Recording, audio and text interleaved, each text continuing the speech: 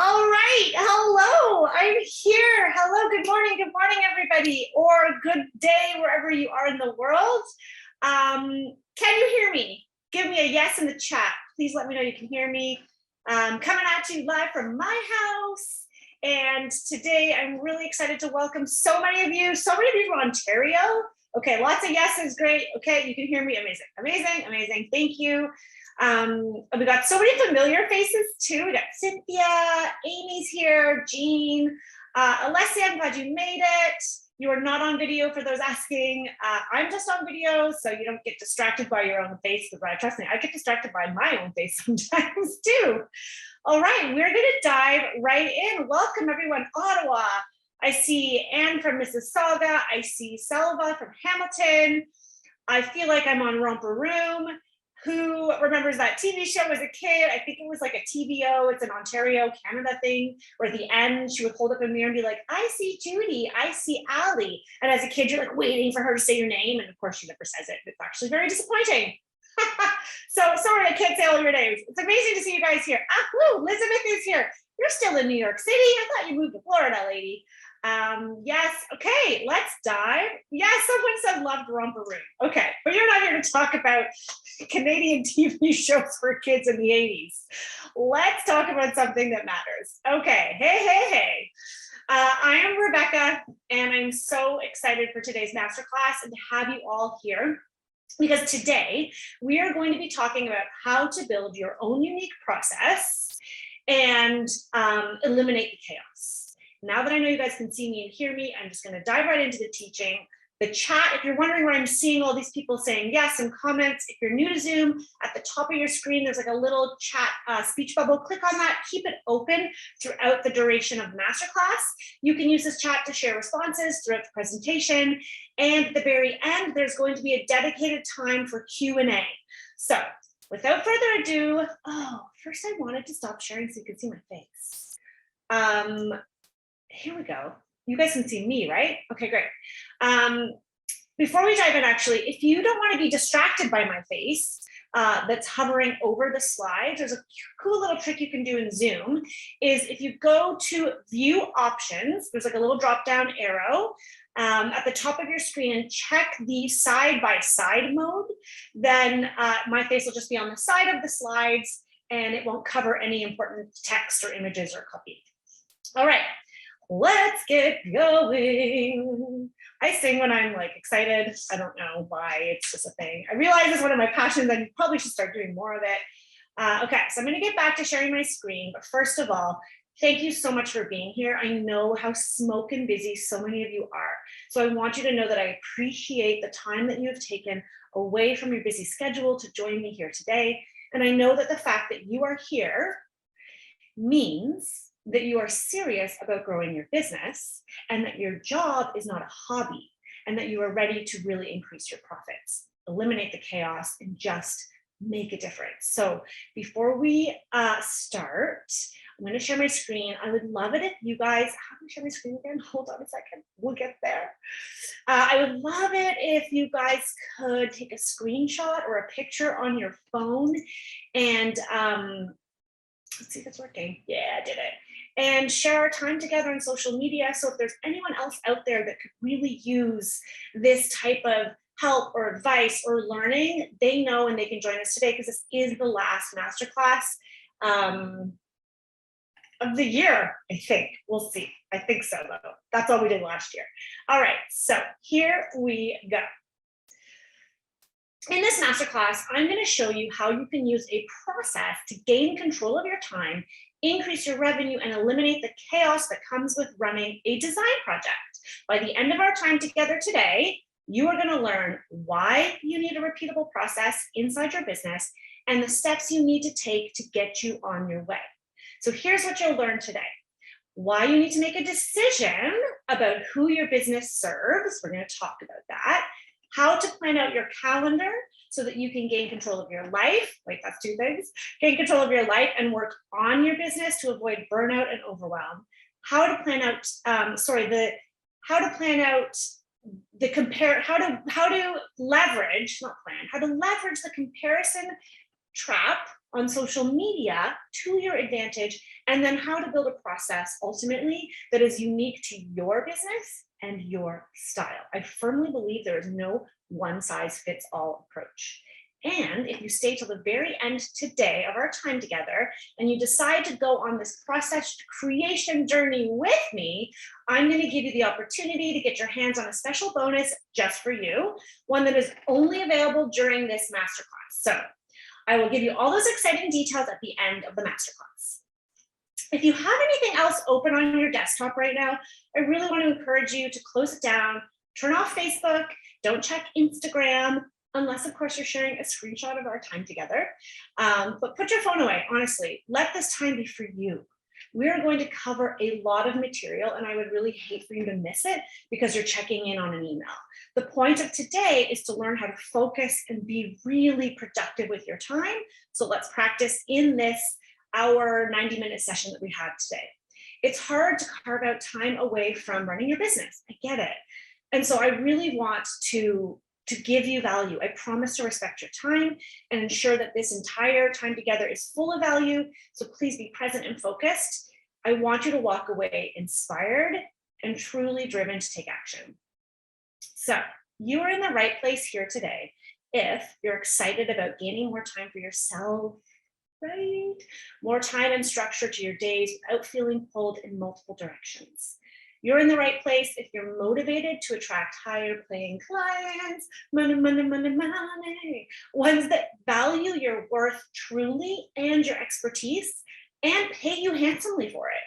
You're also in the right place if you're intrigued by the thought of working only on the projects that light you up and saying no to the projects that drain you, both emotionally and financially, because it's a two-parter. Of those three, which one resonated with you the most? I want you guys to type into the chat number 1, 2, or 3. Which one of those reasons why you're here today resonates with you the most about why you have shown up? I lost my chat. Where's my chat? There it is. Which one resonates? 3, 3, 3. Ooh, a lot of 3s today. Oh, interesting.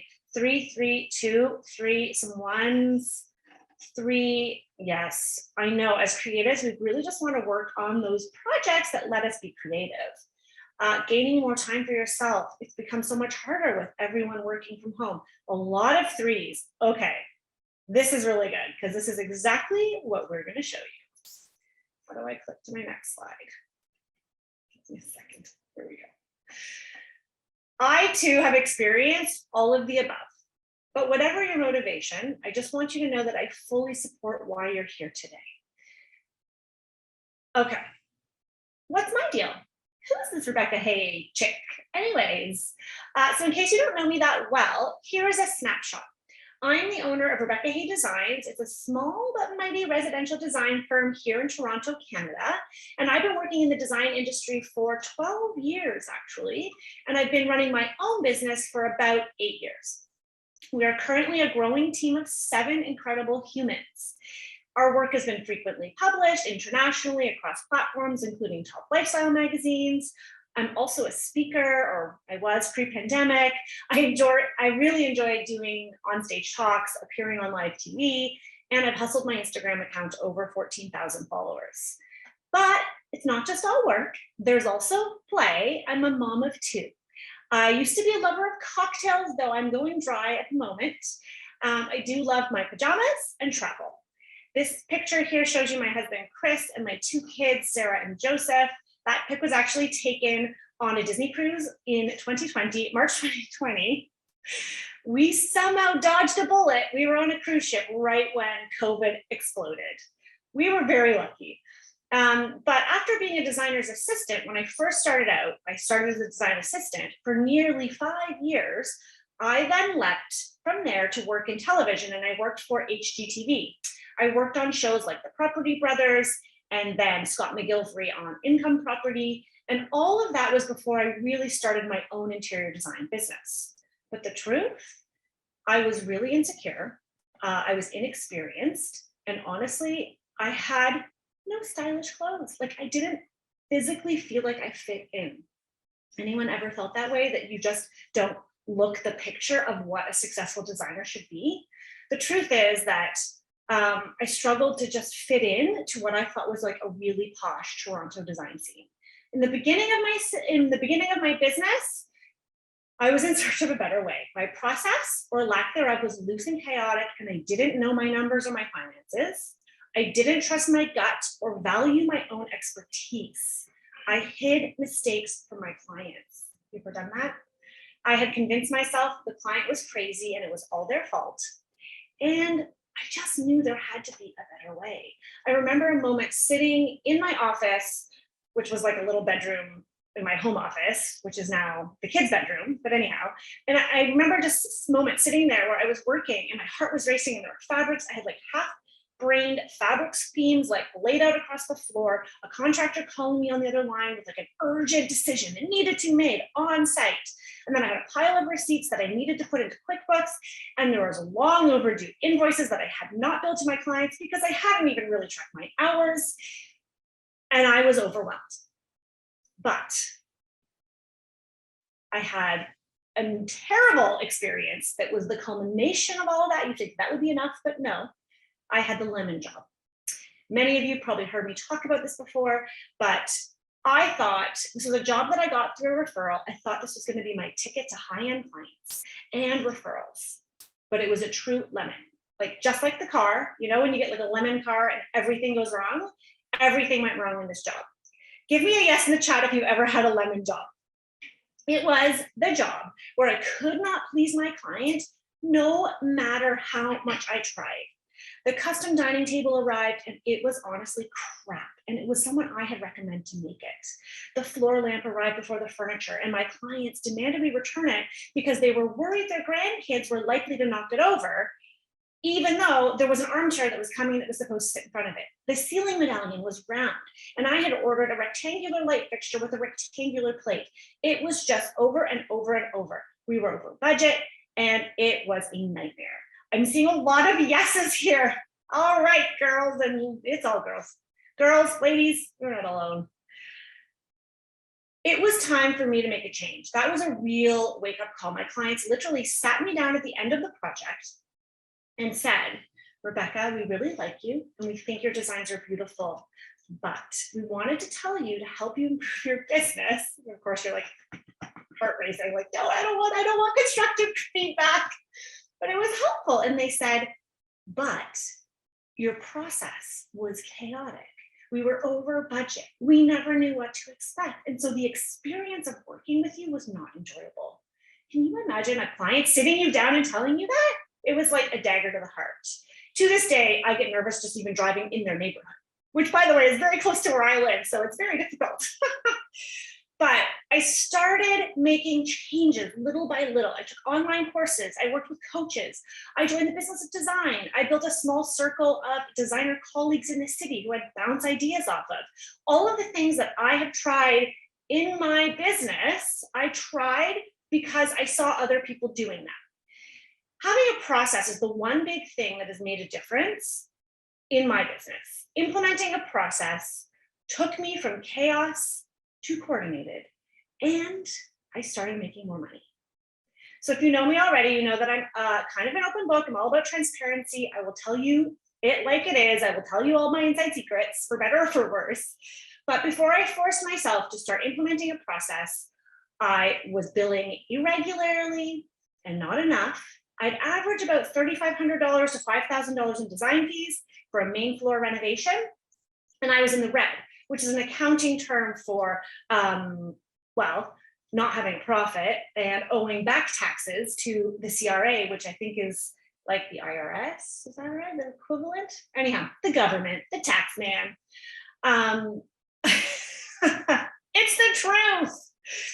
I also had no process for clients to follow. It was loose and unstructured, and I ran every single project differently. And the result, total chaos, stress. The first project that I successfully followed a new process from onboarding all the way to billing and all the things, I was able to charge $18,000 for the same work I had charged $5,000 for only a few months prior. I moved from the black and I moved into the black, sorry, and I gained super clarity. Now we have a solid process, we're coordinated, and we are charging $56,000 and then some for our design.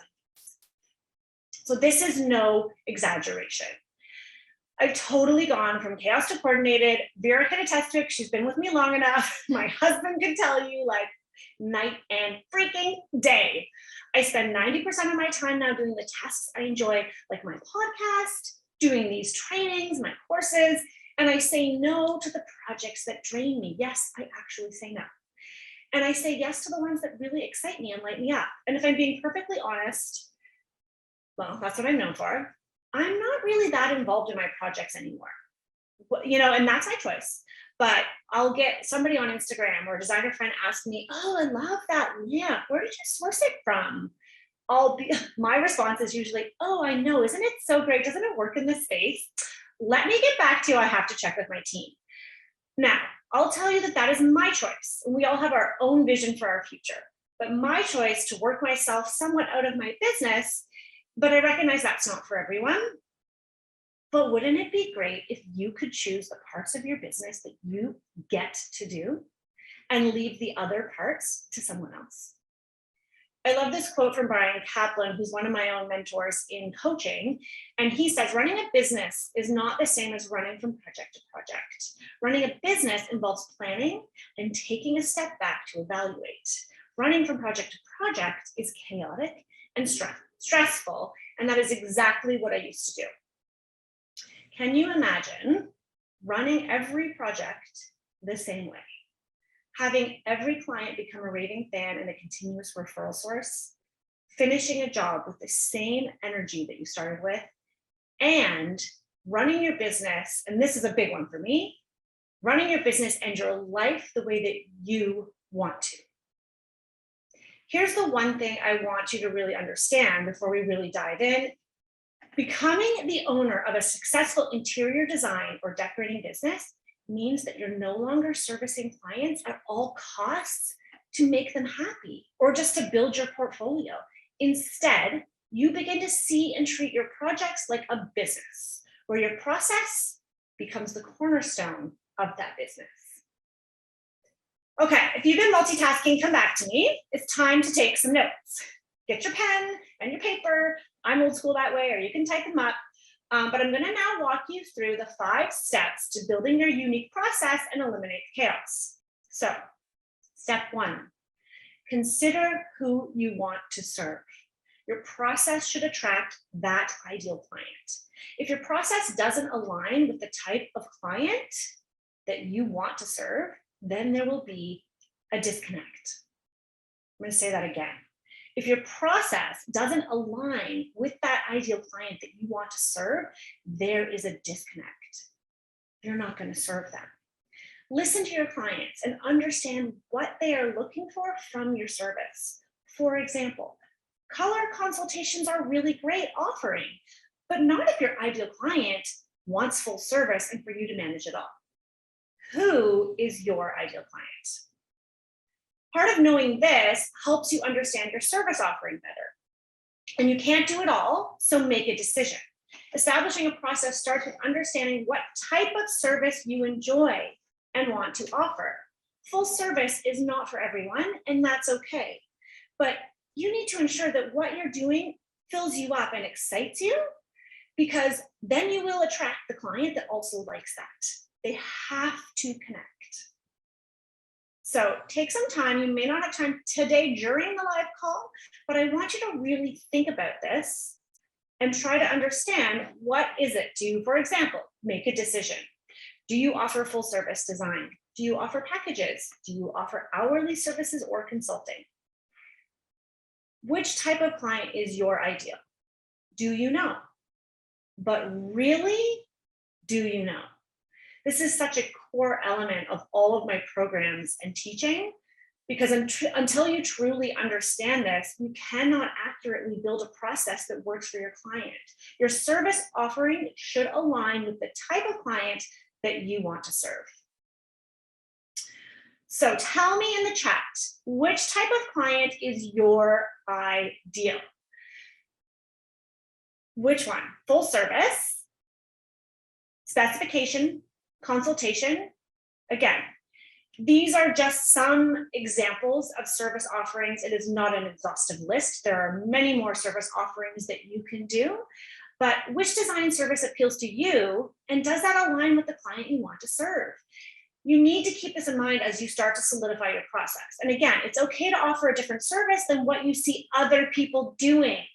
You don't have to do full service just because everyone else is doing it. I'm seeing, though, a lot of full service, 1 and 2.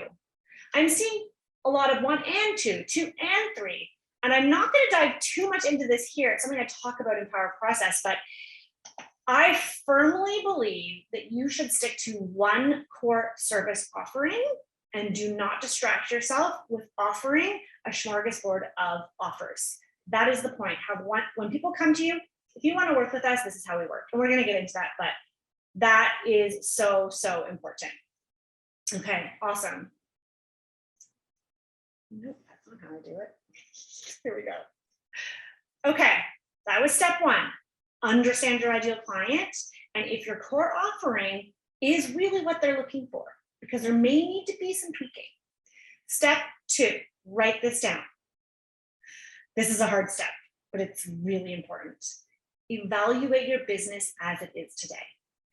What is working and what isn't? So much of my own progress has been from reflecting on what isn't working, just as much as understanding what is working. You must learn what isn't working in your business currently, today. So I want you to take some time and either take a picture, screenshot, write this down so you have some time later. I want you to answer these questions for yourself. What would you stop doing in your business if you could?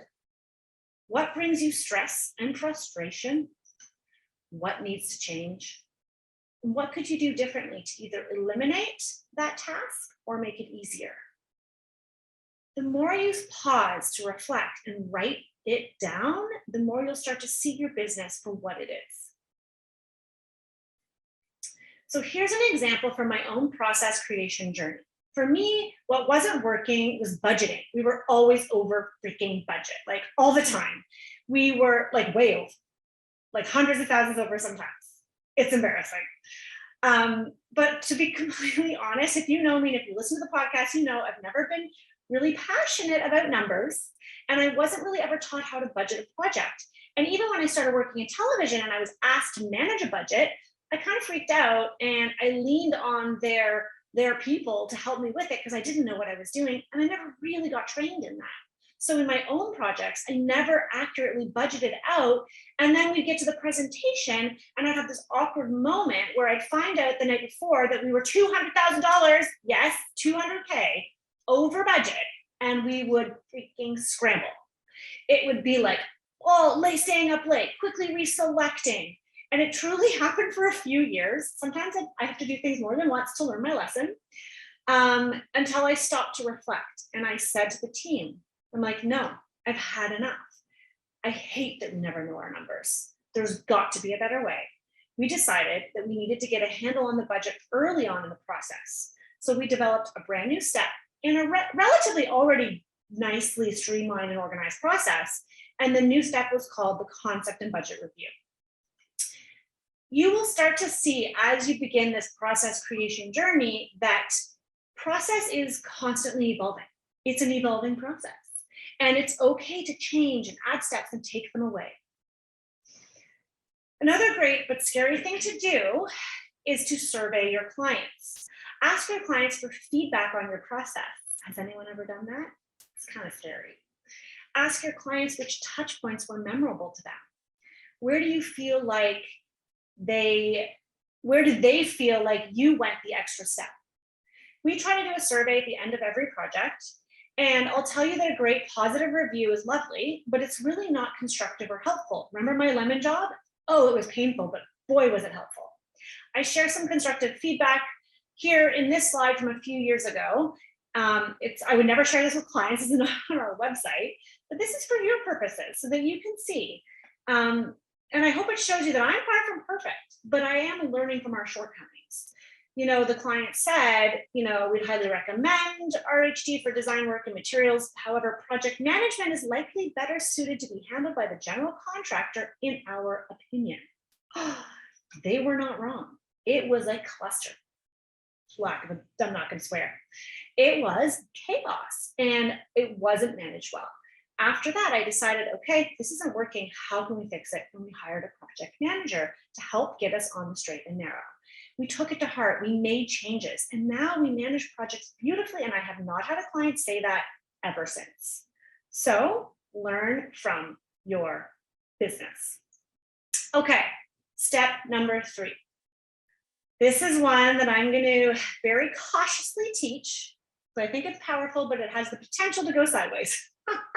Look to those you admire, but strategically. And I'll explain what I mean in just a second. I want you to get inspired by the people you admire, but don't get stuck in the comparison trap. What are your peers doing that you would love to incorporate? What do you wish you could add to your business?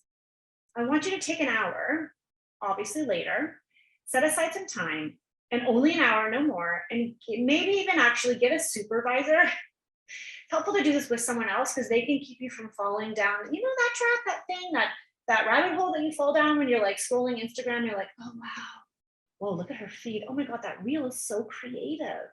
Why didn't I think of that? Oh man, oh wow, look at that project. Oh my God, they get such good projects. And then I feel like crap. Do you know what I'm talking about? You don't have to respond in the chat because I know some of you do. Hello, life every day. You've got to constantly work at it. So I don't want that to happen, but I do want you to learn from the people that are doing great things. And I want you to make a list of the things that you see that maybe you wish you could do. Thank you, Cynthia, for being so honest. Hell yes. So for me, it was presentations. I always was in awe of these big design firms that would show pictures of their presentations, like everything was laid out on the table and labeled with like fancy labels and gold paper clips. And honestly, it was a pipe dream. I was like, I can't imagine ever getting another. Boy, would I love to. It was a crazy concept to me. All I had known was picking and showing clients as I made my way through the design process, right? I would have fabrics on the client's floor and show them, well, you could do this with the pillow fabric, but you know what? If the sofa was this, then I think we should do this rug. But if we did this other rug, then we change the sofa because like my entire internal design process was displayed for clients to see. My poor clients, they just wanted me to advise them. And instead, I included them in every single freaking decision.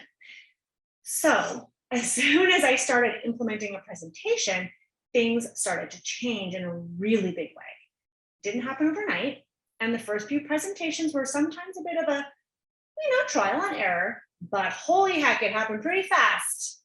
And it blew my mind how much clients really valued what I thought. So if you're feeling this, I want you to type into the chat, what do you see others doing? Like, what's the first thing that comes to mind that you would also like to do? So which one of these, here's some examples I put on this slide because these were the ones that I always wanted to do and I didn't do. But take a minute and type into the chat what you'd love to start doing in your projects if you had the time and the know-how. Is it presentations, consultations, reveal days maybe, or photo shoot day, trade day? Maybe you're like, what's trade day? I want that. All of the above, type into the chat because these are the things that I felt were so out of my reach. But as soon as I started to intentionally plan a process to get there, we do all of them. Okay, yep, Elizabeth, what is trade day? Yep, well, okay, trade day, yep, consultations, presentation with custom full service design, presentations, custom pieces, furniture and art, absolutely. Reveals and photo shoots, yep, it's awesome. You can do them like back to back. Updating your website, being able to select all the finishes at once without the back and forth with the client. Yes, that's what I do now, and it's such a game changer. Okay, thank you so much for sharing, guys. This is so good. See, look at the chat. Everyone else is going through similar experience. Reveal day, trade day, all of the above. Okay, so many things. Okay, go to the next slide. You need to set the intention of what you want to do so that you can start planning to get there. If you want to have a consultation, that needs to be the first step in your process. Okay, step 4, eliminate the chaos through planning. Yes, boring. Planning though, it's key. It doesn't have to feel cumbersome and time consuming though. Your time is valuable. I want you to batch your work, because if you group tasks that are like tasks, if you group like tasks together, you won't have to adjust your headspace. So for example, if you are writing copy for your website, maybe you're also writing Instagram captions in that block of time. All of your writing happens together. If you're outsourcing and you're driving in your car, that chunk of time is just for sourcing, not, oh, I gotta zip back and do some AutoCAD. Try to think about the like tasks, the tasks that use the same type of skill set, not necessarily project related. It's something I work on with my team a lot to really manage and master some time efficiencies. Time block your calendar and stick to it. I talk about this a lot in the podcast, but I do think it's a powerful exercise for every entrepreneur to do. One trick is to set aside time every week to work on building and documenting your process. Then it becomes a habit, becomes routine.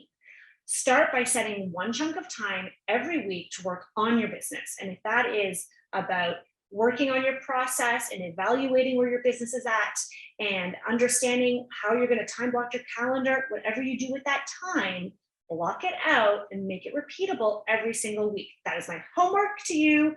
Do it as soon as this masterclass is finished.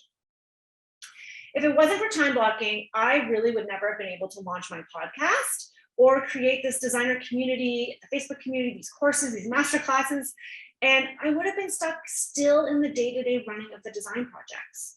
Here's something that I learned from my friend Lisa Canning. My ideal week.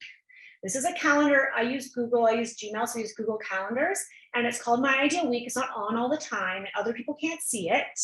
But it is something that I have there for reference, and I set it out, and every quarter I kind of look at it and I readjust. It makes you realize how precious your time is. So many of us overestimate how much we can accomplish in a week and underestimate how much we can accomplish in a year. I color code mine because if you guys have done programs with me, you know I like highlighters, so it's all about color coordinating. Blue is personal, so it's like family time, wake up. Again, this is ideal. Not every week follows this, but we try. Green is anything to do with my design business. Yellow is everything to do with the coaching business. So I can see and I try to group them. So certain days, like Wednesdays, are reserved for design meetings and site visits. I'm reserved, my design team knows that's when they book me. They can't book me on Tuesdays because I'm doing coaching. And it sounds crazy and like I have to be like super diligent, but eventually you get into the flow of it. And you wake up in the morning and you're like, all right, today is AutoCAD day, or today is, I don't know, what, today for me is podcast recording day. And it's all happening together. You can start with short chunks of time. I recommend you start with 4-hour blocks. That seems to be what a lot of the experts say, because you want to stay focused and actually get some tasks done. You'll notice that emails and admin take up a little section, and I try not to check them during other blocks of time, because they just really distract you. Okay, who's doing time blocking now? Or who wants to? Elizabeth says time blocking has totally changed her life. Amazing, Catherine's already doing it. Awesome, awesome, awesome, sort of. It's something that you'll do and then maybe you fall off, but just get back on the bike, you know, do it again, update it. I had one during the pandemic and then I looked at it like, I don't know, last year, and I thought, well, this doesn't apply because I'm not even working from home anymore. So this is totally different. There's no kids homeschooling, right? Just added it to my calendar. I need to. Not as detailed as yours. Full days for certain activities. Try to block it out and be realistic with your time. And then adjust it as you see that maybe you need a certain amount of time for something that you thought you only needed 2 hours, but actually we need 4. And it's actually been really interesting because I've been now asking my team to do this and to block out their weeks. And at first people were resistant, like, well, I don't know what's going to come up. And so I've been really encouraging them to set out the block of time. If something comes up and it's an emergency, you have to go to site. Obviously, you're not going to say, I'm sorry that your pipes are leaking, but I'm busy writing emails because this is my email block.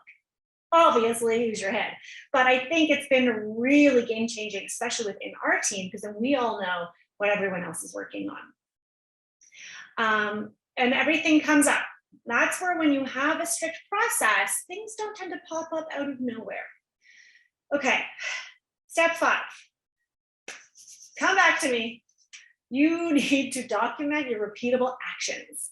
This is the essence of process and systems. You need to stop reinventing the wheel every single project, every single time. Companies like Walmart and Uber have set process that employees and clients follow every single time. And they never worry if that process doesn't fit a certain Uber driver or Uber rider, right? Or an online shopper. You know, if Uber has a policy that you have to book on the app, but you say, I want to pick up the phone and call, sorry, you're out of luck. I don't know, I've never tried that, but I would imagine, right? And I'm going to get to this a little bit later in the presentation. Remember, this is my mantra. It doesn't have to be perfect. It just has to start. If you wait until everything is perfect, you may never start. You may never implement or use a process. Do you have a script or a PDF that outlines what happens each step during a project? Save yourself some time by writing down what you do all the time, like responding to new client inquiries, a qualifying call, a welcome package. What does your consultation include? If you write it down, you save yourself the time, and it helps new employees or freelancers help you too. If you have a script or a PDF that documents how you go through a project from start to finish, when you hire, it will make your job onboarding so much easier. But what if you having a process made your clients actually more confident in your services and happier with the result? If you had more time to focus on design and being creative or whatever floats your boat, this would be inevitable. Showing your clients that you have a proven roadmap builds trust and confidence in your ability to deliver. Here's the thing about progress over perfection. It starts to give you confidence that you can actually make change and gain momentum. It's not just about feeling that you need it, it's what having it does to your psyche. Having a process means you look more professional to the outside world, resulting in higher perceived value for your services, and you can increase your fees. How many people want an excuse to charge more money? It's not an excuse, you offer value. But sometimes we need that backup to give us the confidence. Having a process means more satisfied clients, 100%, and therefore resulting in more referrals. Having a process means you have more structure to how you run your projects, meaning there's less chaos and more balance. There's less last-minute requests, contractor emergency calls, client panic emails. Those just don't happen anymore for us. If they do, they are the exception. Whereas before, they were the rule. It was like daily, hold my breath, what's gonna happen today? That doesn't happen anymore. I believe that you deserve to have control of your own time. Heck, that's why we wanted to be an entrepreneur in the first place, right? You deserve to charge what you're worth and eliminate the everyday chaos that comes with running from project to project. So, would you like me to teach you how to create your own process and implement it with every project? You are here because you showed up today, even though you're extremely busy, for a specific reason. Maybe you feel uncertain and you want to make changes, but you've been scared to take the leap. Or you're tired. You know you need to take back control of your time, but you hit walls when it comes to execution. You feel stuck? I remember feeling stuck. Like, couldn't get out of that hamster wheel. Couldn't get. Your business is maybe not making enough money. And maybe you're not sure of the next best move to get you there. Maybe you're here because you're motivated and you're ready to elevate your brand and attract projects that fuel your creativity and pay you what you're worth. You're ready to have projects that don't make you feel like you're constantly splitting your time. Do any of these describe why you're here? Leave a comment, just say yes. If any of these resonated with you, please just say yes. And now I want you, it happened so fast, please look at the chat. You are not alone. Like, I get really emotional when I talk about this because for the longest time, I felt so alone in my business. I knew I wanted to change. I was motivated. I was freaking exhausted. And I just couldn't figure, why can't I charge more money? Why do clients not have enough money? What is going on? But I didn't know back then that other people were in the same boat as me. Like, look at this chat. There's like 40 plus yeses. I've got goosebumps. So at this point, the way I see it is you have two options. Option one, you don't commit to implementing a process in your business just yet, right? Maybe you're in the same place next year with similar chaos, probably the same pay, and no real process to promote in your business. You're just hoping things will get better. This to me is a slow and potentially expensive way because mistakes can happen that cost money. Or option two, you 100% commit and you create and implement your process this year, 2022, using a proven framework.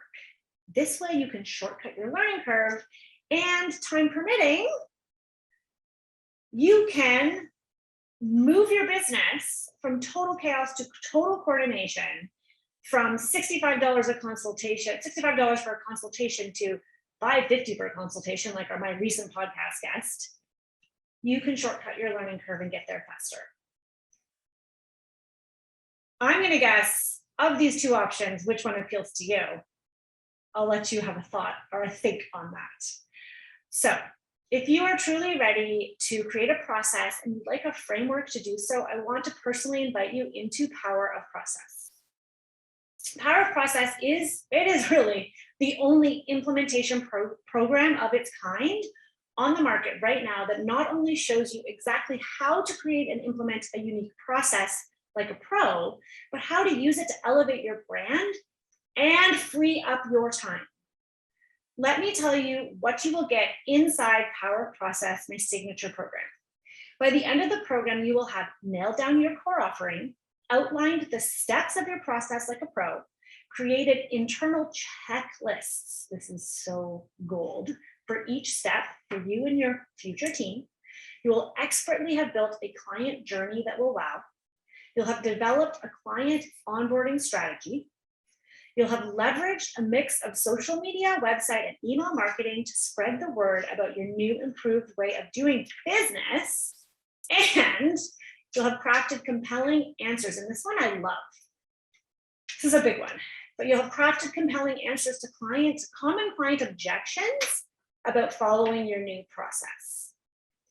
Because we have this fear that if we say it's my way or the highway, the clients are going to take the highway, like the road, like go the other direction. That's what I'm saying. Not like high versus, anyways, you know what I mean. But above all else, Power Process, affectionately known as POP, will give you the confidence to up-level your business and eliminate the chaos of running from project to project. Here's one of our inspirational alumni has to say about the experience. This is Ala. She is Interiors by Luli here in Toronto. She's also a member of our Designers Room community, which I'll talk about in a minute. She said, I'm so glad I enrolled for Rebecca's course, even though I took other business coaching courses in the past. Rebecca Hayes generous with giving information that this course was everything I needed and then some. She does not hold back. Very true. Sometimes my team is like, maybe you shouldn't share that. Maybe, Rebecca, like there should be a filter. She says, I found her teaching really helped focus my mindset. It also kept me feeling motivated during a difficult time in business. I recommend any coaching courses with her. She is amazing. Our entire community is really amazing. So let me walk you through the modules you get inside POP. So for the first time ever, I have created a pre-course work section. We didn't do this before. I did this because I wanted anyone who signed up to be able to dive in right away, like while you're feeling it, while you're excited. And there are 2 key lessons that you get immediately after enrolling. The pre-course work guides you to cast a vision for the future of your business, which I'm all about vision casting, if you know me. And I do it over and over again. So if you've done this exercise before, you get something out of it every time you do it. And we help you clarify your strengths as a business owner to help you fine-tune that core offering. Then there are 5 modules. Module 1, you'll define your ideal client, will really help push you to make those decisions and answer some important questions and dig deeper into their needs and wants and where you can find them. Module 2 is called the Process Planning Framework. That's a mouthful. It's where you can review how you are running your projects right now and what you can do to establish a new framework or tweak an existing one. Module 3, the art of outlining your internal process. This is a deep dive and one of our biggest modules in the course. I help you develop an internal process that can work with every single freaking project. And of course, share examples inside my own design business. Module 4 is developing your unique client journey, because as a service-based business, you know that your clients are everything. They're the lifeblood of your business. And then finally, module 5, we dive into the ways you can leverage your new process to attract those ideal clients and elevate your brand. So here's what's included. You get recorded lessons and trainings delivered over 5 weeks. You get direct live coaching calls on Zoom every week, covering all the topics with replay access in a members only area. You get weekly worksheets and exercises for you to implement in your learnings. You get access to relevant internal documents, so many things. From my own design business, I share a lot from inside my design business with you that you can take and copy, you can tweak, you can just look at and say, no thanks, whatever you want to do with it. And you get a supportive and private community of other designers with a members only Facebook group. So the total value of the Power Process is $1,499.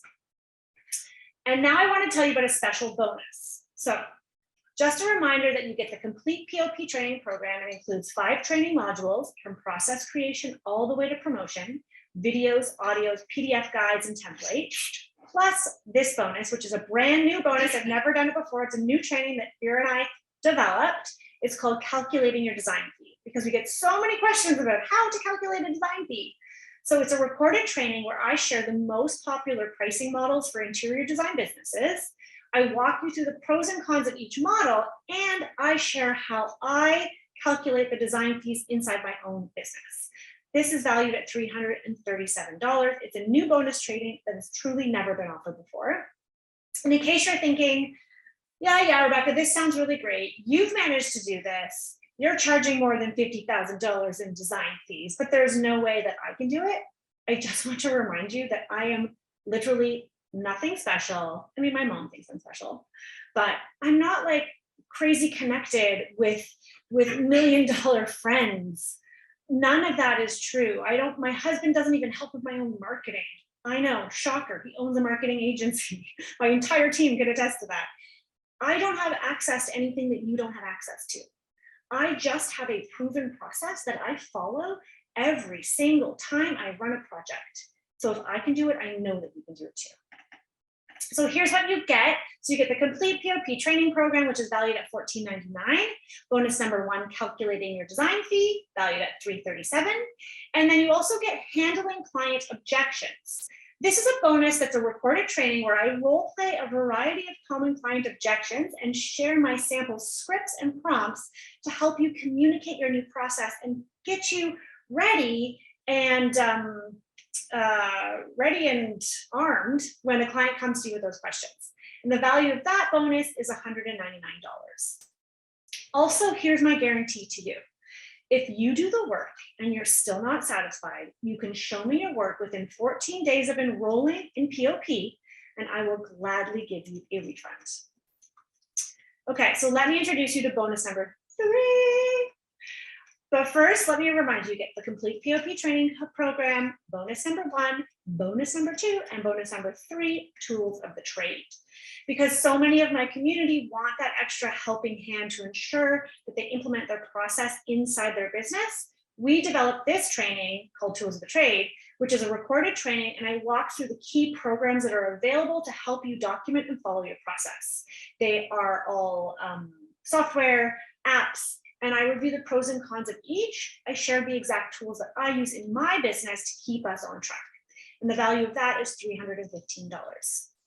So as you can see, with the complete program and all the bonuses, it's a value of $2,350.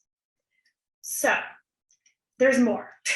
Plus, you also get these sweet bonuses. So you will get, and this to me is my favorite part of the program, weekly direct live coaching calls for personalized support with me via Zoom for 5 weeks to go with each module. That is valued at $899. That could almost just be a program all in itself. The course starts April 8th, which is this Friday, and each week a new module will be released. I am a huge fan of the live immersive experience, and so I see so much value in these live weekly coaching calls. Group coaching is really powerful. It's Zoom, but we actually see each other's faces, not like today. It's just me and all the ladies, and sometimes men, rarely men, but mostly ladies. And the calls are live. It's your opportunity to ask questions, for me to share direct advice to you in the call, and get feedback from the other members. All the coaching calls are saved, so if you miss it, you can go back into your portal and you can watch it in your own time. So as you can see, inside Power Process, you'll get the complete POP training program with 3 bonuses, plus the direct live coaching valued at $899, plus the private community. So I mentioned this before, you will also get access to a members-only private Facebook community for accountability, because you can post and share and connect with me daily for entire 5 weeks of the program. Plus, the Facebook community does not go away. You will be greeted by past and present POP students, and I show up there live once a week for a live Q&A session. So that's access to yours truly for all of your questions and to listen to other people's problems and answers and solutions twice a week for 5 whole weeks. No other course that I know of offers this much access. And inside these Q&As is an opportunity for others to share as well. I think accountability is such a powerful and crucial element of business ownership. It helps keep you motivated, it connects you with others, it keeps your goals top of mind. The program is designed in such a way that we have that accountability built in, because without accountability, your business operates as an island. You're alone, and it's susceptible to the pitfalls of not having a support structure in place. You know, we have a private community Facebook group and the Zooms to help keep you accountable and on track. Vera and I will literally be inside the group every single day throughout the duration of the course to answer questions, offer encouragement along the way. So as you can see, you will get the complete POP training program, including the bonuses, plus the group coaching, direct live coaching, private Facebook community, for a total value of $3,699. So you're probably thinking, okay, tell us the real price, give us the price. And if you're thinking that $3,600, $3,700 is fair, but maybe a little pricey, the truth is, I get it. I probably could charge $3,700. I know other similar programs out there charging that rate. And to be honest, I believe this program is better. I do think it is better than any of the ones on the market. So that's how strongly and confidently I feel. But, oh shoot, I just showed you the price. There it is. When I told my peers in the industry, they said you should charge at least $3,000. But I know my community well, and I know that although you're incredibly serious about creating and implementing a process, that price point would be kind of tough for you. So what I did is I cut it in half. I want this program to be affordable to you, regardless of where you're at in your business. Whether you're just starting out and you just graduated from school, or you've been at it for over 20 years.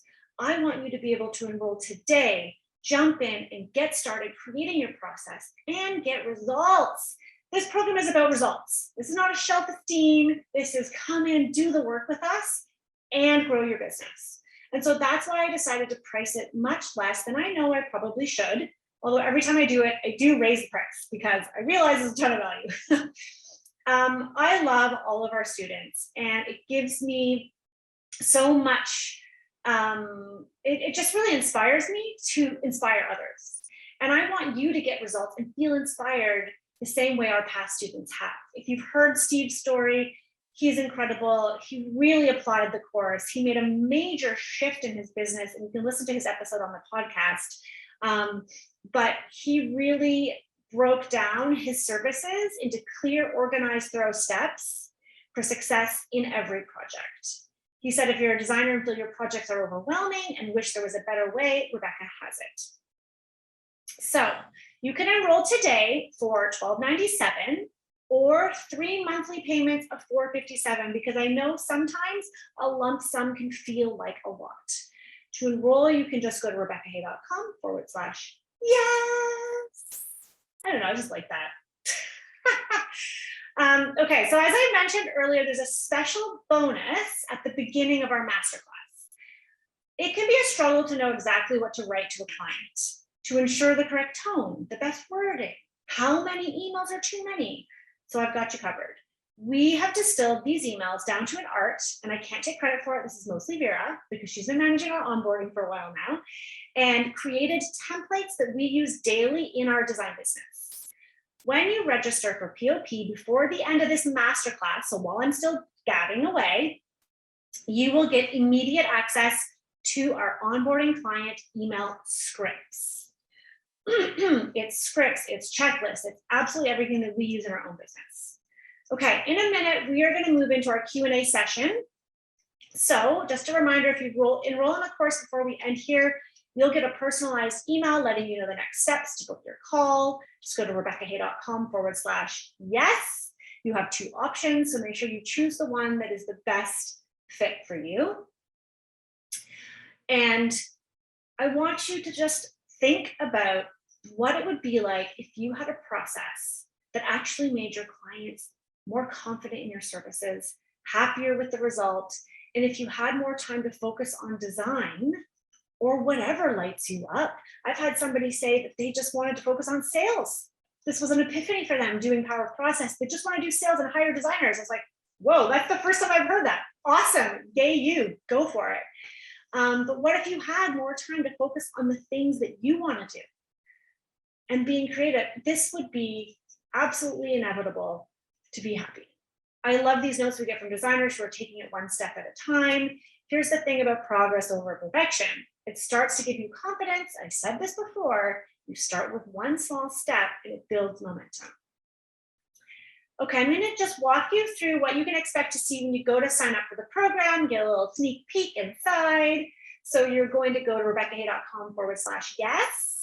You're gonna see that, then you're gonna choose the payment option that is best for you. You're gonna click enroll now, then fill in your details. So once you've selected which option you want, you'll be prompted to fill in your details, your credit card information, and create a password. This is important for your account so that you can log into your portal.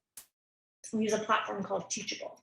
That's it. Once you sign up, you're gonna get this note and you're in. There may or may not be confetti on that page. I just think this is a nice effect.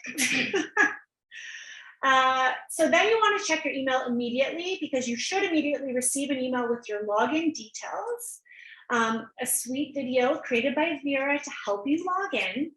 And sometimes it does go to spam or promotions, so make sure you check there if you can't find it. And then you'll log into your portal. This is what your portal looks like. And oh, we've got some new members. Natasha W. Oh, wait, I got this. Wait, look, Vera got me. Are you ready for it? You're not ready for it. Natasha's in. Ashley B, welcome to POP. Oh, that rhymes. This is your portal. Yes, Ashley, Natasha, amazing. This is where you're going to see immediately. You're going to go to the Start Here section, watch the welcome video. I have confetti over me, and dive right into that pre-course work. There's videos of me. There's audio, slides, the whole gamut. And then remember, the doors open and the course begins Friday, April 8th. That's this Friday when Module 1 will be released. You can't access Module 1 until Friday. That's only 2 days away. And the private Facebook group is already open. So as soon as you enroll, you'll get another email that will grant you immediate access to the private members only Facebook group, where you'll be welcomed by the past POP students, myself, and Vera. Okay, so before we move into this Q&A, get your questions ready. All you need to do is go to RebeccaHay.com/yes. You've got the two options, just pick the one that works best for you.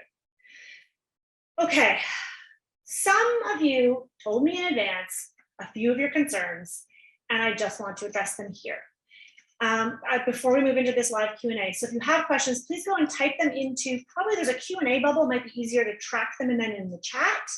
But before we get there, if you're thinking what this person's thinking, overwhelmed, and there just isn't enough time, I just want to remind you that this program is meant to be a step-by-step training to help you get there in bite-sized pieces. You get lifetime access. What that means is you can go at your own pace.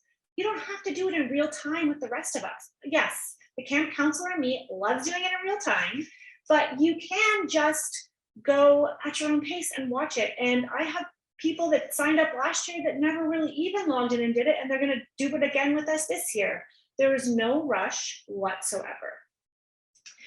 What if you are thinking, I don't know where to start and I feel like I'm overcomplicating things? I have got you covered. When you join Power Process, there is literally a step-by-step guide. And if you feel like you're overcomplicating it or it feels overwhelming to you, I'm going to stop you in your tracks. Don't worry. That's what I'm there for. I'm there for accountability, answering your questions, and to simplify it for you. I will not let you overcomplicate. You also might be thinking that every project and client is different, right? This is all I used to think about. I couldn't imagine following one process for everyone, right? And I really struggled with this, I'm not going to lie. So the thing is, once you establish a process, you will start to see that every type of project, whether it's a kitchen reno, a new build, a living room decor, they can all follow the same process, even though the scope of work is different. And that's what I'm going to show you inside of POP. Okay, so if you're ready to join Power Process, we have more people joining. I'm like trying to do double duty here. Fill out the payment plan that works best for you. Fill out the order form. Get into the course right away. Dive right into the work. Yes, Alessia, welcome. Yes, and you made it today. Awesome. We've got Alessia. I need a unicorn. I need like something. I don't think I used to have a unicorn balloon here. I don't have it. I think it died. Oh, Jennifer W. Welcome to Power Process, Jennifer. Here is a little love note from Ariella, who's based out of Montreal. She has got Catherine W. Vera's writing it on a piece of paper and showing me. She's like, yes, Amy, welcome, love it, amazing. I love it when there's people I know in the course too. Justine, Vera, take a breath. Welcome, Justine, welcome to Power Process. This Ariella is a really great, she's a great member of our Designers Room community. She's very active, but when she first started Power Process, she was like, I'm from Montreal and I can't charge for my consultation. That people in Montreal don't do that. Remember there on those Zoom calls? She was like, no, and I was like, oh shoot, okay, well maybe it's not, I don't know, because I preach like charge for your consultation every single freaking time, and I can share that in POP, my thoughts more on that, but she was like, no. And then something happened. She's like, well, I'm just gonna try it. And now she charges for her consultation. She's like, Rebecca, I didn't think I could do it. Thanks to the community, thanks to seeing all of you that are doing it, it gave me the confidence. And I love that, because it's not just me, it is the community. So as mentioned earlier, I wanted to tell you a little bit about Designers Room. It's not something I talk about a lot on social media because it's not open to the public. So this is how you can help yourself maintain momentum after the course, because once the course is done, everyone's so excited, we're in community with each other, we're learning, we're implementing, but obviously there's still more work to be done once the course is over. So you will be invited at the end of POP to join our Designers Room community for support from others who are just as passionate and driven as you are. And it's like being part of my inner circle. If you crave accountability on a regular basis, Designers Room is for you. This beautiful group of women, because it really is mostly women, actually not mostly, it's all women, sharing and growing together. This is a picture, some of them came to surprise me. I did a speaking event not too long ago, and 4 of them just showed up in support of me. I was like crying, it was so beautiful. Not everybody is local though in the group. We have members from all over the world. But here's a sneak peek inside what Designers Room has to offer. So it's a coaching membership that's exclusively available to Power of Process alumni. We used to open up to Momentum members. My other course, my marketing course, we're not doing that anymore because we learned that the questions that people have who haven't done POP are questions that POP members already know the answers to. So it's about having a level playing field, which is why it's not open to the public. It's only for people who've gone through Power of Process and really understand and have that foundation so that we can take them to the next level. So you get access to an online portal. There's live group coaching once a month and a live Q&A and a hot seat, we call it, once a month. So that's 2 calls with me a month. Then there is special content and resources that we share with you. We have a private Facebook community and deeper connections with other designers. It's really incredible. The topics are organic. Every month we talk about a topic that is really something that the group wants to listen to or hear about or learn about. And I also often bring in guest speakers. Okay, so that's available to you at the end of the program. You can't sign up now. I know so many people are like, I want to get in Designers Room. Like, hold your horses, it'll happen. But don't forget to get my onboarding workflow, right? To get the onboarding workflow, including the client's email scripts, you got to sign up today before I'm done here. So there's internal checklists. This is what's included. Internal checklists like this little visual for onboarding clients and 6 client-facing email templates when you enroll in POP before this masterclass is over. Okay, guys, so for the next 20 minutes, just gonna have a sip of water. I'm gonna answer all your questions, and I think there's a lot of questions today. So as long as we're still here live, if you enroll in the program, you will also get that special bonus that I just mentioned. So I'm going to open up to questions. Let me have a sip of my water. Oh, okay. First question, Cammy. I'm starting my design in 2 places. One is a sleepy town, and another is a higher end market in Toronto, in Florida. I think Florida, right? 2 different budgets of clients. Do you think I will be able to implement the process with both clients? It's been hard for me to define my ideal client. This is a really great question. So it sounds like you have 2 service offerings. Ooh, there's so much I'd love to unpack here, but I'd love to know, first of all, I want you to consider, do you need both markets or do you want to just focus on one? And if you want to just focus on one, it will streamline your efforts and make it a lot simpler and easier. But if you do really want to have both markets, then you need to look at your service offering and decide if you want to have either 2 separate service offerings that both need a process to keep it really clean and easy, or is there a process that you could establish that will fit both? I do recommend, I don't know your backstory and your situation, and obviously in POP we can dive into that, and I can give you a lot more, we can have a conversation about it in the Zoom, but I would say that, my gut instinct is always pick one service offering, pick one ideal client, and focus on growing that market and that business before you start offering the other, because the more service offerings you have, the more it gets confusing. And anytime I have veered outside my process, and I say this to my team all the time, and they hear it all the time, is that I regret it. There's I'm like, well, they're not really our ideal client. She really just wants basement floor plans. And so I do it.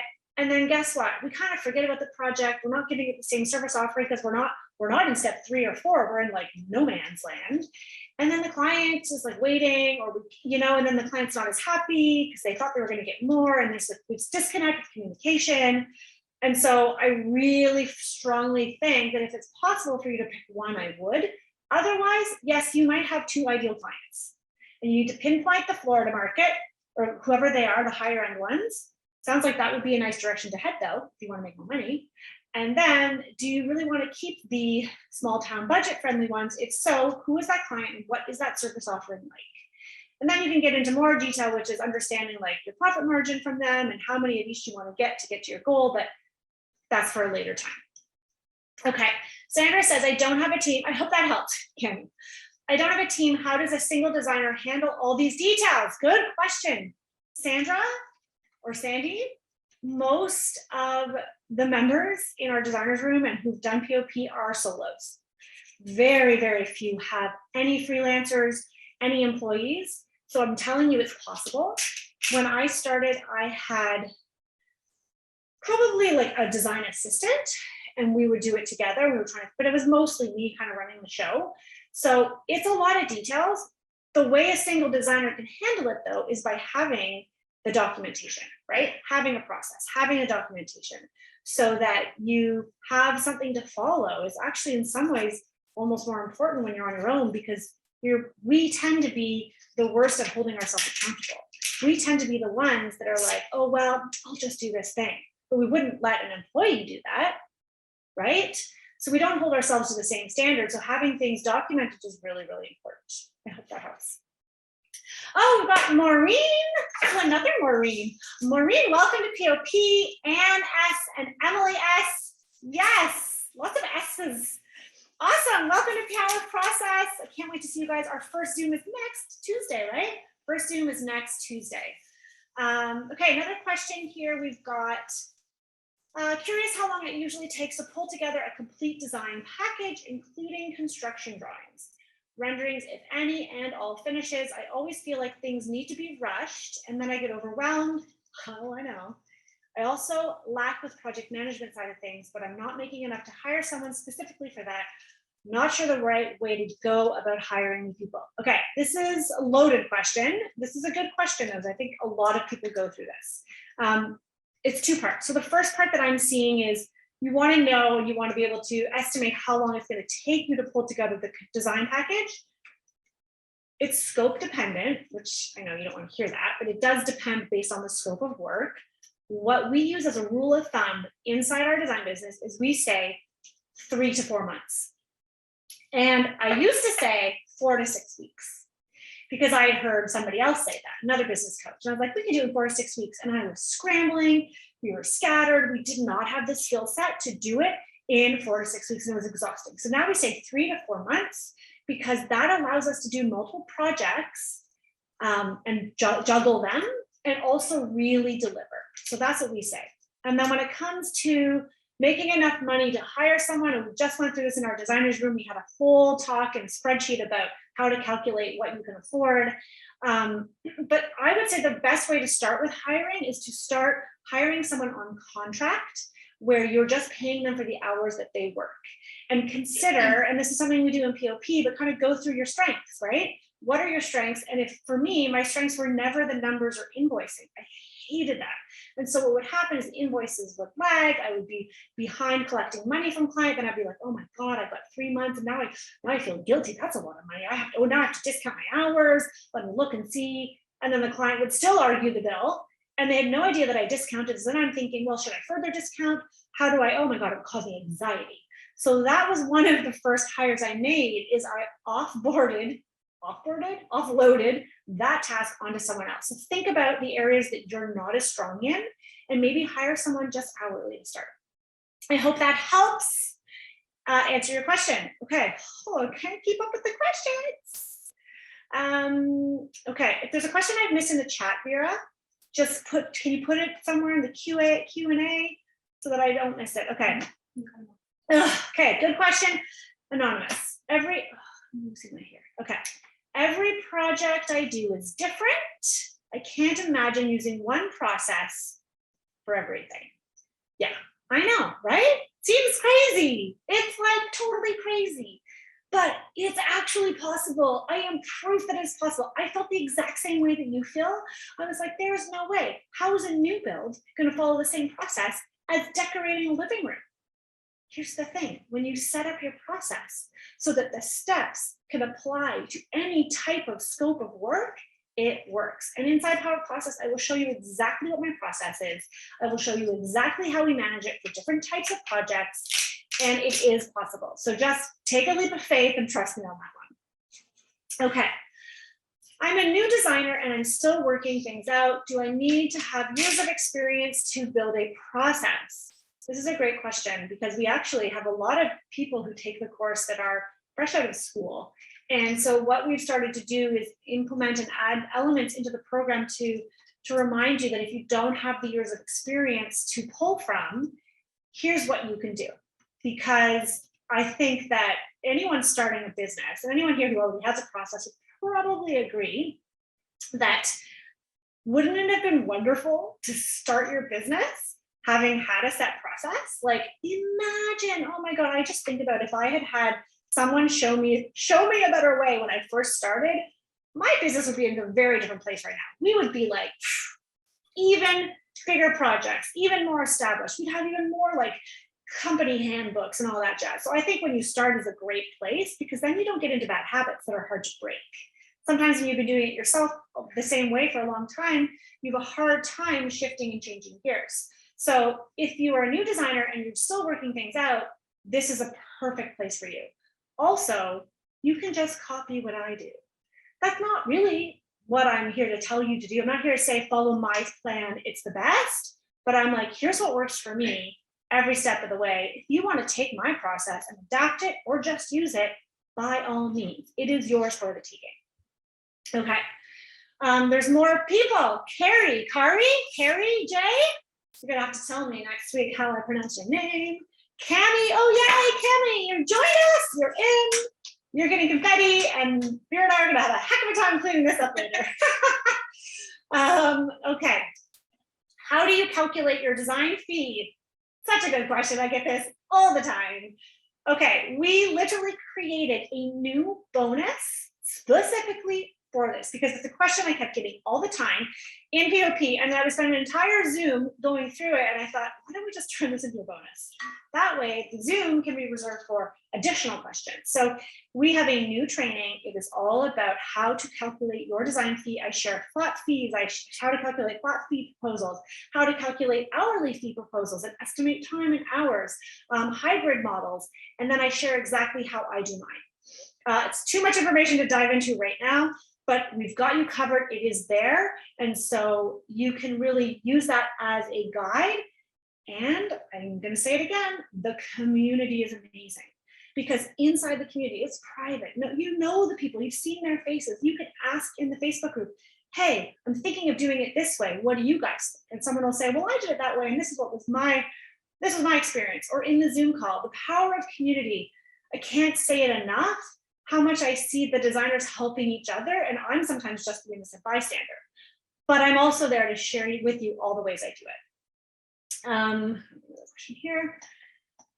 Linda, I'm a solopreneur as well, and I have the contractors I work with build their construction budget separate from mine. Would that model work with your process? I.e., does trade day come before concept budget presentation day? Great question, Linda. Such a straightforward, easy answer for me. The construction budget we determine during our design phase. Our process is broken into 3 phases, and during the design phase, we will determine what the cost of construction will be after trade day. Trade day is when you bring everybody in and you walk through the space after the client has hired you to troubleshoot, fine-tune that scope of work. Yeah, we want to take out this wall. Oh, look, it's load bearing. Okay, what does that mean? What type of, do we need a 3-ply LVL or a steel beam, or what's all that jazz that we need? And so we pull the construction so that at presentation, you're presenting a very accurate number. My process includes that. So, and we work with, like, I'm not a design build firm, so we don't price out the construction. We rely on our trades, just like it sounds you do too, Linda. So it's really straightforward. It's really, really incredible because when we can present to clients, we know exactly, I mean, forget about inflation, but we pretty much know exactly what it's going to cost. Would drawings, losing my voice, would drawings be complete before trade day? And do you do construction drawings for each project? So no, drawings are not done before trade day unless the client already has drawings. Maybe they were working with an architect, or they had done drawings themselves, or had done it prior, or they have them because it's a new construction with a big builder. But no, trade day, if it's a renovation, is meant for us to measure out the space so that we can work on construction drawings. And yes, we do construction drawings based on the project needs. So sometimes we just do decorating. In that case, there's no construction drawings. Okay, hopefully that helps. Okay. What do you mean by one core offering? Okay, great question. One core offering is essentially, for example, our core offering is full service design only. If you want me to just come and pick paint colors and maybe offer suggestions on some furniture, okay, that could be a consultation, but that's not a service I offer. If you just want me to do floor plans for your renovation and that's it, that's not something we offer. If you just want me to design it and give you a shopping list with all the sources, that's not something I offer. I have decided that for me, what I liked, I want to be in control of everything from start to finish, is I like a white glove service, all hands on deck from start to finish. We only offer that. We do not offer e-design. We do not offer virtual consultations. One core offering means we only do it our way. And if our way doesn't work for you, that's okay. There's lots of other designers that will do it the way you want. Because I have learned that when I do it my way, our clients are happier. And I can educate people in that discovery call at the very beginning about why our process is unique and is important to follow. Hope that helps. Okay, this is a really good question, Cami. Do you feel like you have to have an interior designer's degree in order to have an interior design business? No, that's my answer. What accreditation do you think is best if you did not go to school for interior design? I'm a graphic designer, 4 years of art school. I'd like to get a degree that is industry accepted. Oh man, there's so many answers to this question that depends who you ask. In my opinion, you do not need a degree to run a design business. You can hire people who have degrees. You can get as many or as few accreditations as you want. It all comes down to your skill, for sure, you need to be skilled, and your confidence level. You don't need to understand the restaurant industry to own a restaurant business, but you better hire someone who does, right? When you think of it as a business, there's absolutely no reason that you would need to have every accreditation. I'm not saying that there's not value in those, because there absolutely is. And we have designers who are working towards their RIDO certification that are on my team, but I have no desire to be a RIDO certified. That's my own personal choice. I found that I could just be somebody who's never gone to school and make a lot of money decorating as long as I'm good and I have a good business mind about me. So I do think that if you want to get accredited, there's lots of programs you can take. You could take a diploma program. You could take some, like there's a million colleges that offer programs. It's whatever you think you need to give you the confidence. I went back to school after completing my undergrad and traveling and teaching and doing all kinds of other careers. I still felt that I needed to go back to school because it's what gave me the confidence, because I needed to learn a lot. I didn't really feel that I understood. I didn't know how to use AutoCAD. And that's how I started. But I think you need to definitely ask around, ask in the Designer Meetup Facebook group what people are doing. That's a really great resource for information. Crowdsourcing information like that's really helpful. But I do not think that you need to have a degree in order to run a design business. We've got another two, Sandy and Elizabeth. Yes, girl, finally, you've been coming to our Zooms forever. I'm so excited to have you inside POP. And I'm going to come visit you in Naples. I'm really excited. Thank you for joining, guys. This is a good group. Okay. Not a question, but I seem to get overwhelmed to have to select everything for a project, including custom pillows, artwork, accessories. Is this normal? Yes. And is there some way to break it down so it doesn't seem so overwhelming? Yes. So totally normal, because there's so many decisions, especially if you want to make all of the decisions up front and then present to your client the way I do now. And so it can be overwhelming. One way to start is having a checklist. We have checklists for absolutely everything. So we source, in our internal checklist, we say, and we use Asana, and when I talk about that in the course, but we use Asana diligently. And we have checklists within there that say, first we do the floor plans, then we do the mood board, Then we select the hard finishings. And there's an order of operations to how we source.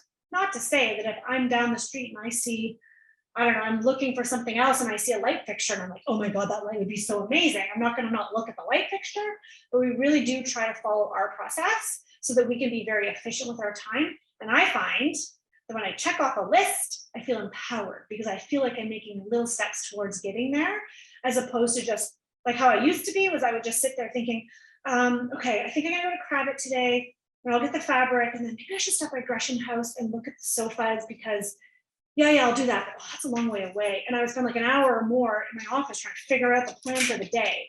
So having checklists really, really helps. And having a set process so that at certain steps you have things due. Like for us, our concept and budget presentation or review is when we have floor plans, mood board, and budget. So that after that point, then we can go and move on to the other things. I hope that helps.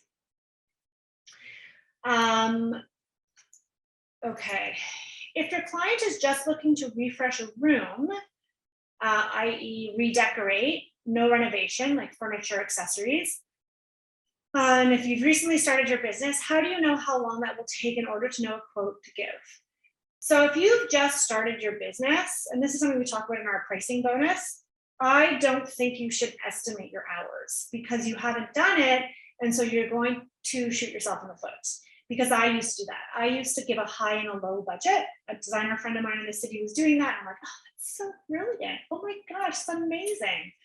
The problem was my high and low numbers, I didn't know because I didn't have experience. And then the clients always envisioned themselves down the middle. And my high was never enough hours. And so I was constantly stressed because they were expecting it to be a certain number of hours. And then they were disappointed when we go over. And so I think it's better to not estimate hours when you're starting and to just start working and say, and maybe I would take a retainer up front for a month's worth of work. So, and this is something we talked about in our bonus, but I'll just share it with you now because you asked, is to calculate if you were to work on this project for, I don't know, I'm going to make this up, 10 hours a week for 4 weeks at your hourly rate, how much money is that? Then tell your clients that you require a retainer of that amount of money and use that and hold on to that. Don't pull money from it and bill them as the hours go. It's only until you get a bit more experience under your belt that you're going to know how long it takes to do something, because how long it takes for you to do something is different than how long it'll take Elizabeth to do something. Is different than how long it'll take Jennifer to do something. I hope that helps. But the reason I say that is because we are always the first to underestimate our hours. I still do it. I'm like, oh, I think it'll take 30. I used to say, I think it'll take 30 hours for me to design and renovate your house. 30 hours? It was like 100 hours. I was just like, I don't know. I just came up with these numbers. Anyways, we've got 2 more members to welcome. We've got Tori L. You get confetti too, Tori. And another Jennifer W. Woohoo! Jennifer, we have one Jennifer in our designer's room. Maybe you'll be the next ones. So many Jennifers, awesome. Okay.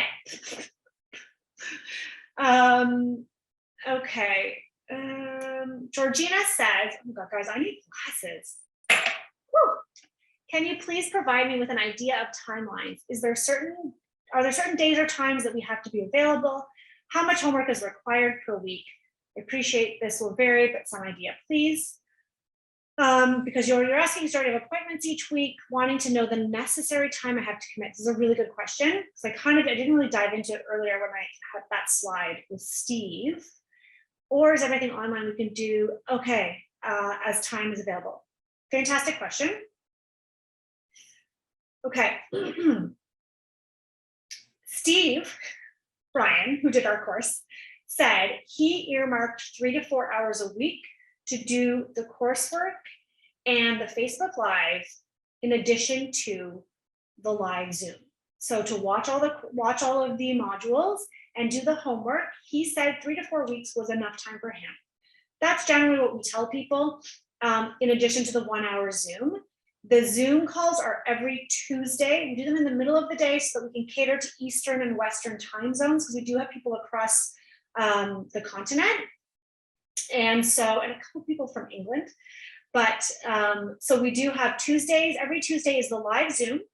And if you want to show up live in the Facebook group for that live Q&A, that's on Thursdays. But it is all pre-recorded. So Georgina, if you're worried that like, what if I'm not available on a Tuesday because I have an appointment, that's okay. I mean, it's nice to be able to show up live, but you can watch the replay. Anything that is live is always saved. So the live Zoom coaching calls that are on Tuesdays, they are saved to your portal, the entire call. So you can watch all the questions everybody asks, you can see everyone's faces, you can see my answers, my coaching, all of that. And then the Facebook Live, after I've gone live and answered the questions that are submitted, that is saved inside the Facebook group. So, and because you have lifetime access, even if you fall behind, first of all, there's no such thing as behind. We all have different schedules. We're doing things at our own pace, but even if you feel like behind, you can play catch up anytime you like. What I do recommend you do though, just to keep your mind in it, if you don't have time to do the coursework in real time, at least watch or show up for the Zoom calls. I have had people, I've had a lot of really strong raving fans from the course just show up for the Zoom call and get so much out of that. So that's why I said I feel like this is its own offering all in itself, or just watch the Zoom calls, because there's so much to just learn by watching other people's questions. Because more often than not, sometimes we're even afraid to ask the question, and then we see someone else ask it, and we see other people say, yeah, me too, and you realize, oh my gosh, this is totally normal. I'm not alone. So to answer your question, Georgina, you can watch it in real time or recorded, and it's available forever as long as I offer this course. So I hope that answers. Okay.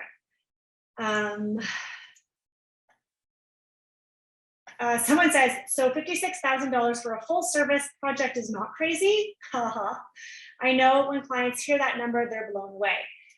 Yes, it can be a lot of money depending on who the client is and if they value and if you are showing them your value, right? So having that process and having that structure shows them, and having that branding, it's like your backup to make you look more professional. And so the more you do it, the more you can charge. Like, I'm not suggesting like right now you're charging 5,000, tomorrow go charge 56. I mean, heck, if you could do that, you should be teaching this class, because that is very confident and amazing. For me, it gradually happened over time, but with quick little bumps, right? And sometimes we don't get the job. We just quoted a job, and I think our design fees came into like $109,000 for the whole, it was a big project, and we didn't get it. And it wasn't necessarily based on price, but it's okay, because then we know that they didn't value the service offering, and I know what I need to charge to make money in my firm.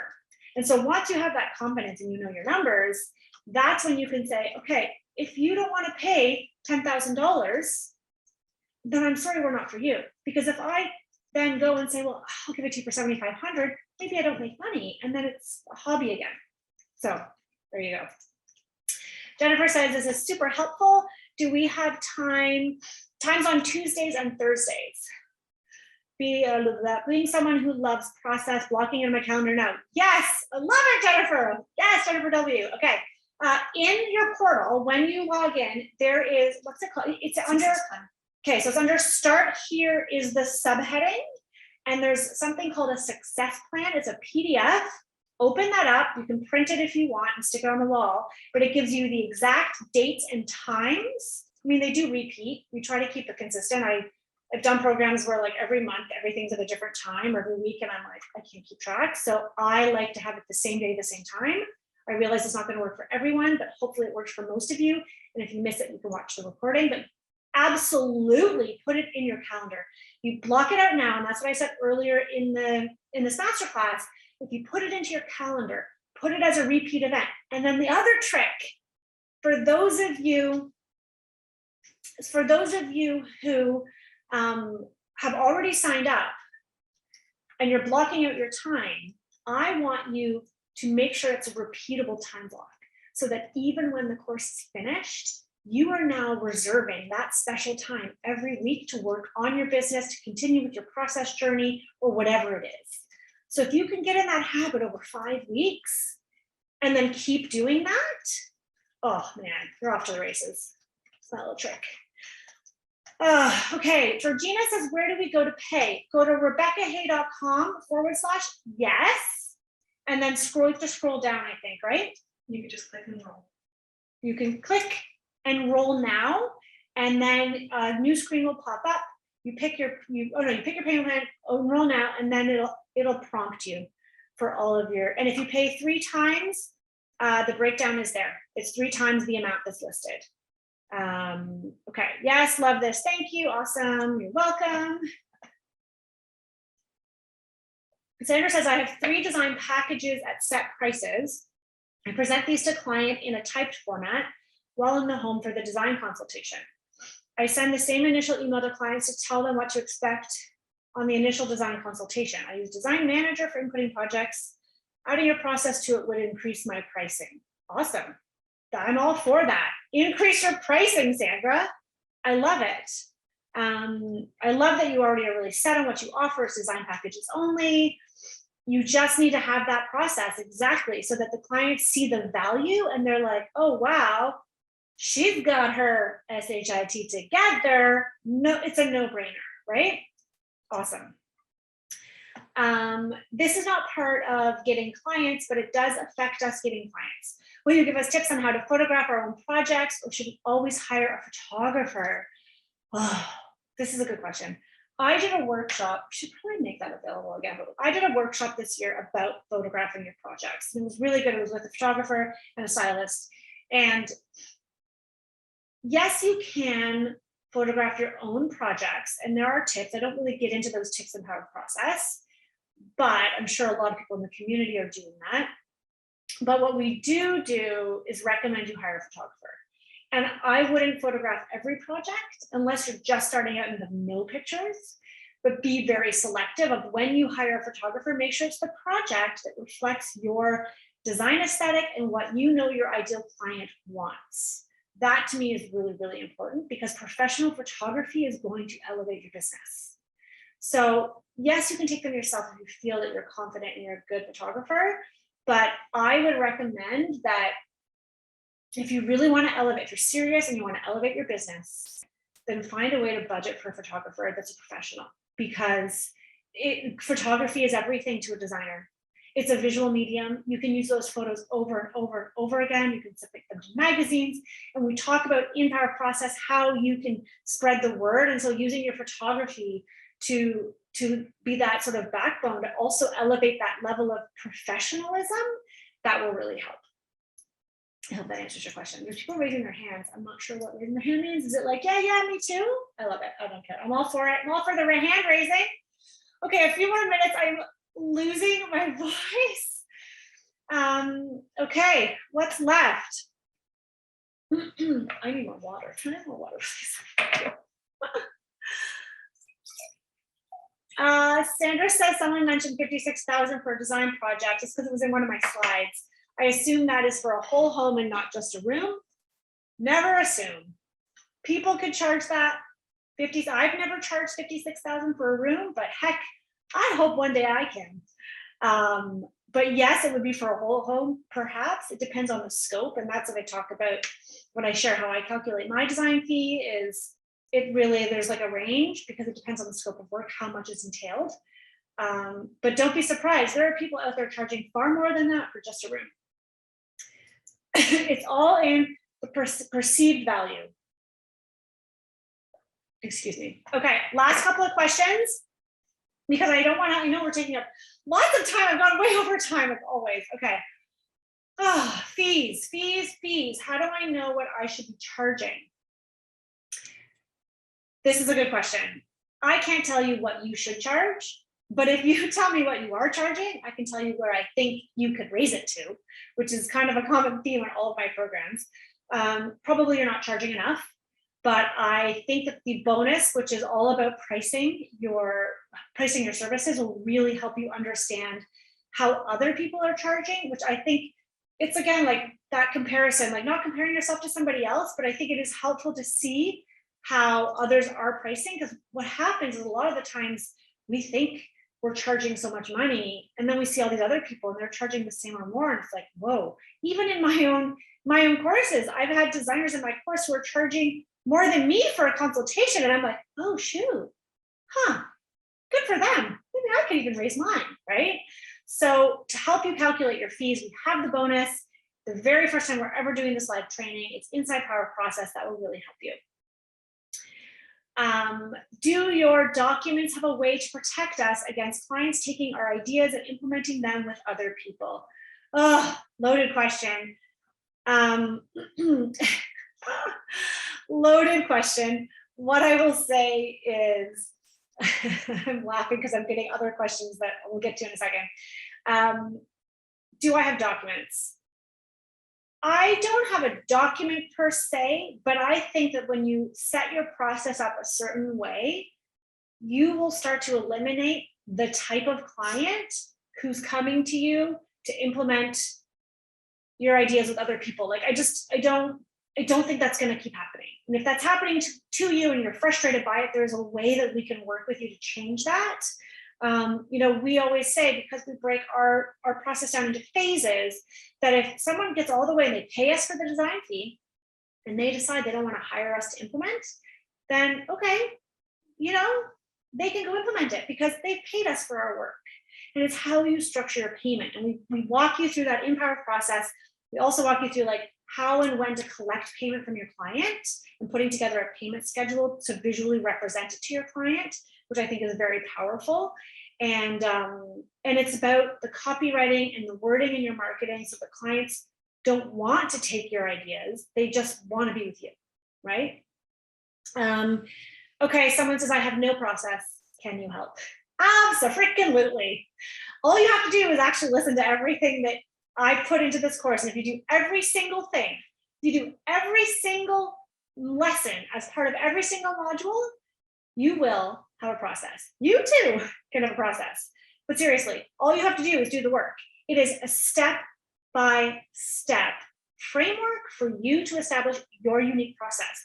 This program, yes, it's tailored to interior designers, but honestly, anyone can do it. We just had somebody sign up for it who is not a designer, but is in the design related field. They're creatives, a photographer, a graphic designer, a marketing agency. Anyone could take this course to learn how to establish a process inside their business that will elevate their entire brand, their clientele, and their own experience inside their business. Okay, Cami says, I get it now. Awesome. All right. I think I've covered all your questions mostly. Somebody says, I just need to get out of a vicious circle with marketing and finding clients. Guys, module 5 is all about promoting your process and spreading the word about your services.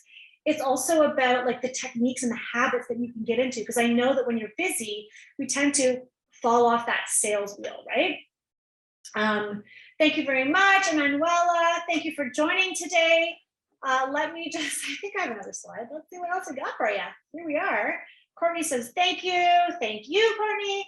Remember, the course starts, it's open, module 1, this Friday, April the 8th. Just go to rebeccahay.com/yes to sign up. And if you do this in the last few seconds before I sign off, you will still get the client onboarding scripts and checklist that we use inside our business. I really am excited to welcome you. Run out of confetti. Oh, Vera just turned on the tap because it's a motion sensor. Ready? Here we go. Ooh, that's all I have left. All right, guys. I really hope you do join us inside Power Process. I think you are going to have some major aha moments. You're going to meet some other incredible designers, and you won't regret it. All right, I'm going to go drink some more water. So proud of you for showing up and doing the work. You are the ones that will make the change in your business. By showing up today, it shows me that you are serious about elevating your business. And whether or not you join us for this Power Process journey, just know that you are already further ahead than so many other business owners, because you are taking the steps to implement and grow your business. All right. We have Georgina. Georgina's here. Okay, Georgina, I gotta gather up this. Welcome, Georgina. Okay, guys. Thank you so much for joining me today. I will see you soon.